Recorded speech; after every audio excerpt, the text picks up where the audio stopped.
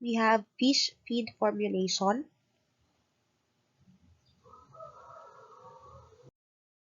Major factors governing the choice of feed ingredients. We have A, suitability of ingredients per species being cultured, type and quality.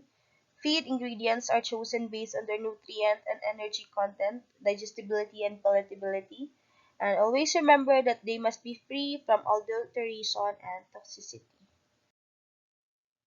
B. Quantity and regularity of supply. Select ingredients which are regularly available in sufficient quantities.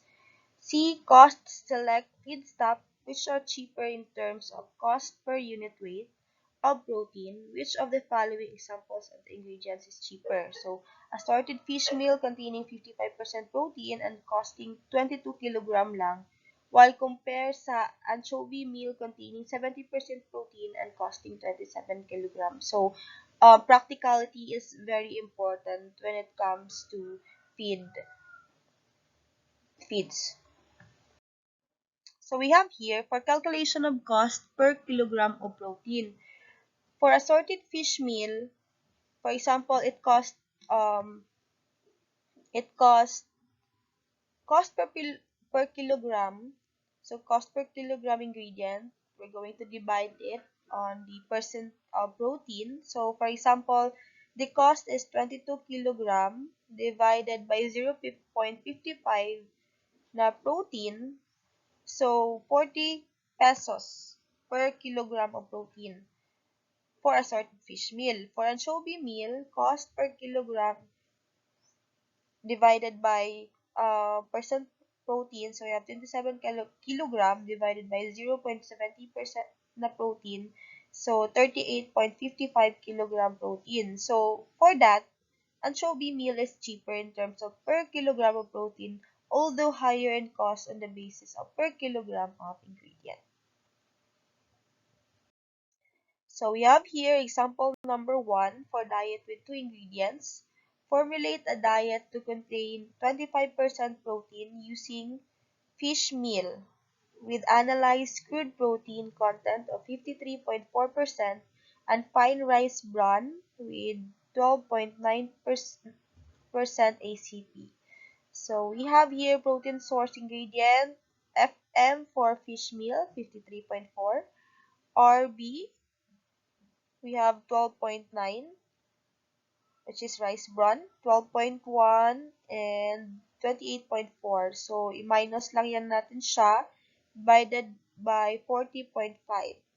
So, the answer is 30% or 30 grams, while for 28.4 divided by 40.5 times 100 is 70 grams. So, two ingredients lang yan siya.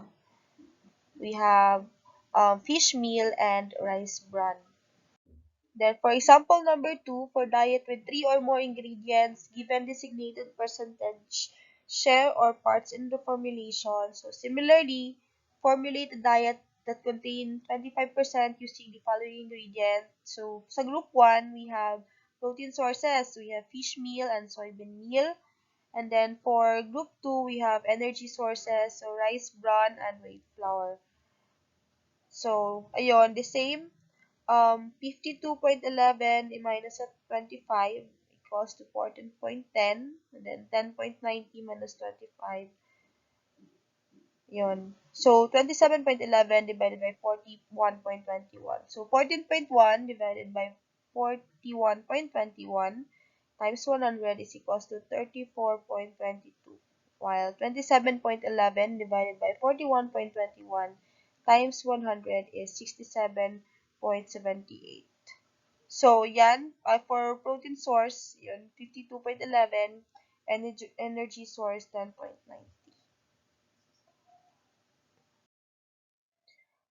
So, we have here an example of a trial. So, um, merong ingredient, fish meal, soybean meal, and rice bran, which is fish meal and soybean meal is for protein, and then rice bran, combination siya, di ba, energy meal man ang rice bran. So, inclusion rate, For fish meal, 20 grams, soybean meal, 20, and then for rice bran, 60.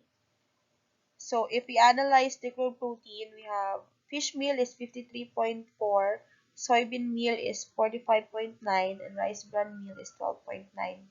So if we calculate the protein contribution, mas mataas talaga yung fish meal and soybean meal because they are good sources of protein. So we have 10.68 for fish meal, 9.18 for soybean meal, and only 7.74 for rice bran, with a total of 27.60. For trial 2, the same sources, different inclusion rate lang siya, but same ang analyzed liquid protein because it's constant.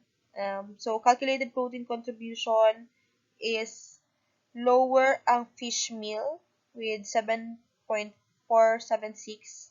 Soybean meal is 9.180, and then rice bran is 8.514 with a total of 25.70.